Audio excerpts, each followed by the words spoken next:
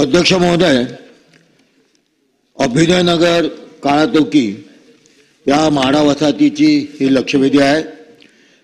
या सगळ्या म्हाडा वसाहती 1956 ते 1960 साली बांधण्यात आल्या। अभिनयनगरचं एकूण क्षेत्रफळ अध्यक्ष महोदय 1,33,594 चौरस मीटर असून जवळजवळ 33 एकरचा भूखंड आहे। अभिनयनगरमधील इमारतींची निर्मिती सन 1956 ते 1960 या साली झाली असून एकूण इमारती 49 आहेत। एकूण रहिवासी अभिनयनगरमध्ये 3,238 सदनिकाधारक आहेत, 147 व्यापारी गाड्या आहेत आणि 25 म्हाडा आत्मीपत्त्याखालील कार्यालय आहेत। अशा एकूण 3,410 हे भाडेकरू असून अल्प उत्पन्न गट ला 2 इमारती, औद्योगिक कामगारांना 46 इमारती आणि उच्च उत्पन्न गटाला 1 इमारत अशा एकूण 49 इमारती आहेत। अध्यक्ष महोदय, यामधील 8 इमारतींना हस्तांतरण झालेलं आहे। त्यामध्ये इमारत क्रमांक 11, 11A, 8, 27, 21, 20, 36 आणि 38 या इमारतींचं हस्तांतरण झालेलं आहे। अध्यक्ष महोदय, सध्या परिस्थिती अभिनयनगरमधल्या इमारतींची अतिशय दयनीय असून जवळजवळ आतापर्यंत 2 ते 3 वेळा या इमारतींची दुरुस्ती करण्यात आली। बहुतांश इमारतींचा स्लॅब कोसळणे ही नित्याची दुर्घटना घडत आहे आणि गेल्या 20 वर्षापासून रहिवासी पुनर्विकासाच्या प्रतीक्षेत आहेत। अध्यक्ष महोदय, यांच्या पुनर्विकासातला सगळ्यात मोठी अडचण कुठली तर मुद्रांक शुल्क।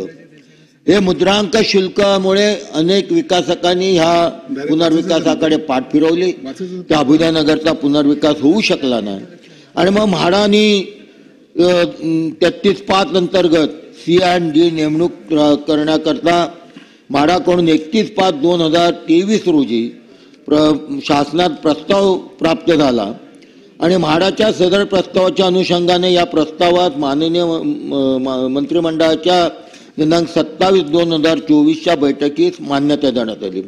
परंतु हा निर्णय घेण्यात अध्यक्ष महोदय 10 महिन्याचा कालावधी उलटला। त्यामध्ये 2-4 इमारतींचे स्लॅब परत पडले। अध्यक्ष महोदय, आता वास्तुशास्त्रज्ञाची नेमणूक, सल्लागाराची नेमणूक करण्याचे त्या प्रस्तावामध्ये नमूद केलेलं आहे। 10 महिने निर्णय घेण्यास लागला, वास्तुशास्त्रज्ञ नेमण्यास किती महिने लागणार याची काळजी अभिनयनगरच्या रहिवाशांत पडलेली आहे। त्यांचा अहवाल प्राप्त झाल्यावरती निविदा प्रक्रिया सुरू होणार, त्याला किती वर्ष लागणार याची परत भ्रांत रहिवाशांना आहे। अध्यक्ष महोदय, लोकांचा आता अंत सरकारने पाहू नये। जो निर्णय घ्यायचा आहे तो लवकरात लवकर घ्यावा असं आपल्या माध्यमातून आदरणीय मंत्री महोदयांना सांगू इच्छितो, विनंती करू इच्छितो। हा निर्णय घ्या, परंतु हा निर्णय घेताना अभिनयनगरमधल्या लोकांना विश्वासात घेणं अत्यंत आवश्यक आहे। अध्यक्ष महोदय, 49 इमारती आहेत। 49 इमारतीमध्ये 3,410 सदनिकाधारक आहेत। ही संख्या काय कमी नाही आहे आणि त्याच्यामध्ये अनेक प्रकारचे सरकारी कर्मचारी देखील त्याच्यामध्ये आहेत। त्यामुळे त्यांना जो काय घ्यायचा आहे तो निर्णय आपण सगळ्यांच्या अनुमतीने घ्या अशी मी वारंवार विनंती केलेली आहे। अध्यक्ष महोदय, या वसाहतीमध्ये 20 नंबरची एक इमारत आहे। या इमारतीची अवस्था तर अतिशय वाईट आहे। ते इमारत पडायला आलेली आहे। त्याकरता म्हाडाने त्यांना 30/10/2023 रोजी देकार पत्र दिलं की बाबा तुम्ही तुमच्या इमारतीचा एकला विकास करायला हरकत नाही, परंतु केलं काय ते देकार पत्र देताना साधारण 1500 स्क्वेअर मीटरचा त्यांचा प्लॉट आहे, त्याच्यावरती 500 स्क्वेअर मीटरवरती लेआउट अर्ज टाकून दिला। तो लेआउट अर्ज टाकल्यामुळे त्या इमारतीचा पुनर्विकास होण्याकरता अडचणी आहे। माझी आपल्या माध्यमातून मंत्री महोदयांना विनंती आहे की ह्या लेआउट अर्जीच्या बाबतीत आपल्याला पुनर्विचार करावा लागेल, कारण आपली ही योजना संपूर्ण कार्यान्वित होईपर्यंत त्या इमारत कधी पडेल हे कोणी सांगू शकणार नाही।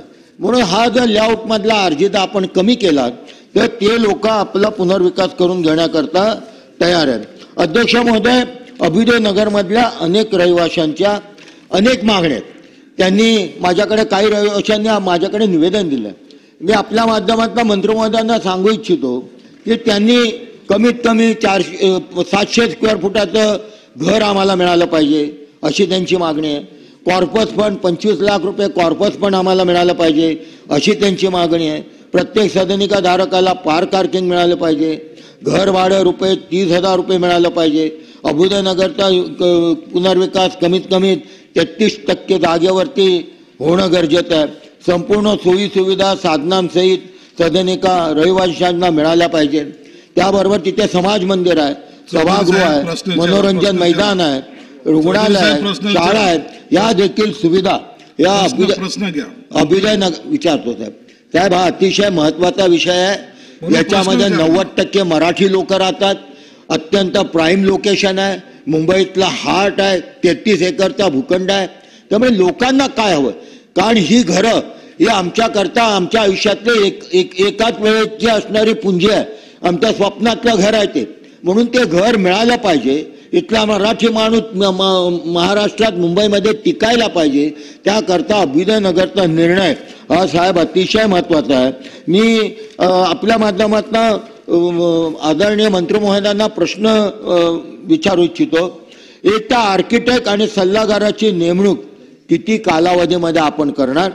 माझा स्पेसिफिक दुसरा प्रश्न आहे, अभ्युदयनगरमधील रहिवाशांत विश्वासात घेऊन आपण निर्णय घेणार का. माझा तिसरा प्रश्न आहे, इमारत क्रमांक 20 मधील भूखंडावर 500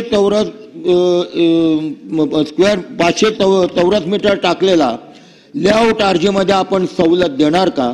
आणि माझा चौथा प्रश्न आहे, अभ्युदयनगरमधील लोकांना अपेक्षित सोयी सुविधा आपण देणार का.